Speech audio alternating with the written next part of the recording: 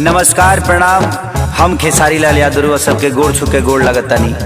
अपना देश में अजीब सिस्टम हो गई आज के डेट में, चाहे वो महाराष्ट्र होके, बिहार होके, यूपी होके, चाहे कोनो राज्य होके, मंदिर के गेट ना खोली लेकिन रैली टाइम से निकल जाता। बताई ब्यास लोग के प्रोग्राम के परमिशन नहीं खे, लेकिन ये लोग के हल्का कह जाला बाबू नॉमिनेशन टाइम से हो जाता।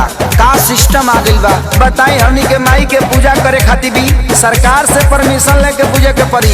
अब बताई कि खिसियाई कि ना खिसियाई करे ब्यास देवी की तो पंडाल ने खस लागे दे तो खिसियाई ना होई है कन्फ्यूज माई देख के इंदरा संग मोतिया बमराइल जे बैठल प्रशासन।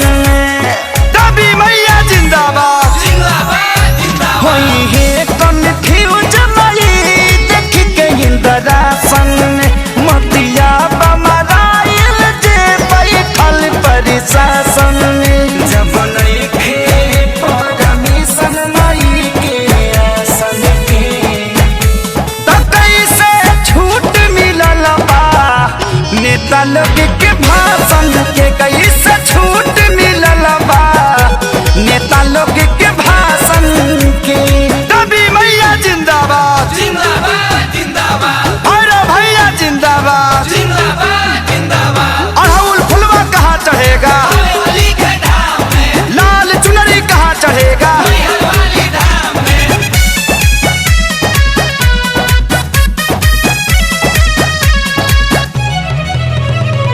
रैली में भरल लोगवा से कोना कोना, पूजा में जुटबो तो हो जाई कोरोना। भांग खा के कानून बनावत रहलो। रैली में भरल लोगवा से कोना कोना, पूजा में जे जुटबो तो हो जाई कोरोना। परिभाषा होवे है प्रशासन के तो कैसे छूट मिलल बा नेता लोग के भाषण के, कैसे छूट मिलल बा नेता लोग के भाषण के।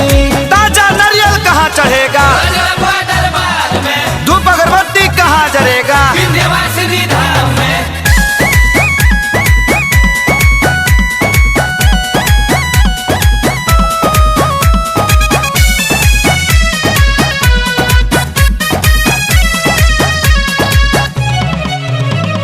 सोनू विकास बाना से पलो गवाला गल, यादव राज कुंदन सरकार भइल बा पागल।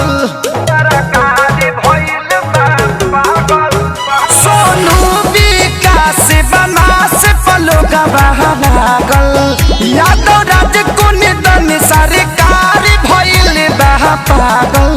भइल दुनिया बाके सारी